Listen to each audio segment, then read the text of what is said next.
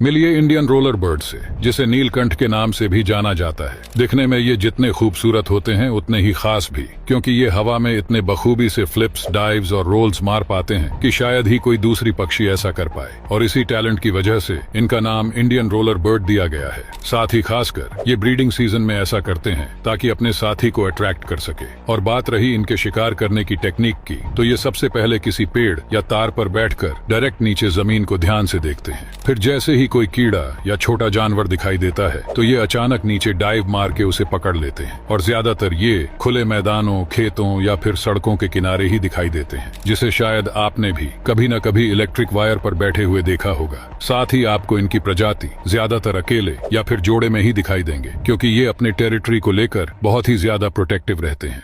मिलिए Indian roller bird से, जिसे नीलकंठ के नाम से भी जाना जाता है। दिखने में ये जितने खूबसूरत होते हैं उतने ही खास भी, क्योंकि ये हवा में इतने बखूबी से फ्लिप्स, डाइव्स और रोल्स मार पाते हैं कि शायद ही कोई दूसरी पक्षी ऐसा कर पाए। और इसी टैलेंट की वजह से इनका नाम इंडियन रोलर बर्ड दिया गया है। साथ ही खासकर ये ब्रीडिंग सीजन में ऐसा करते हैं ताकि अपने साथी को अट्रैक्ट कर सके। और बात रही इनके शिकार करने की टेक्निक की, तो ये सबसे पहले किसी पेड़ या तार पर बैठकर डायरेक्ट नीचे जमीन को ध्यान से देखते हैं। फिर जैसे ही कोई कीड़ा या छोटा जानवर दिखाई देता है तो ये अचानक नीचे डाइव मार के उसे पकड़ लेते हैं। और ज्यादातर ये खुले मैदानों, खेतों या फिर सड़कों के किनारे ही दिखाई देते हैं, जिसे शायद आपने भी कभी न कभी इलेक्ट्रिक वायर पर बैठे हुए देखा होगा। साथ ही आपको इनकी प्रजाति ज्यादातर अकेले या फिर जोड़े में ही दिखाई देंगे, क्योंकि ये अपने टेरिटरी को लेकर बहुत ही ज्यादा प्रोटेक्टिव रहते हैं।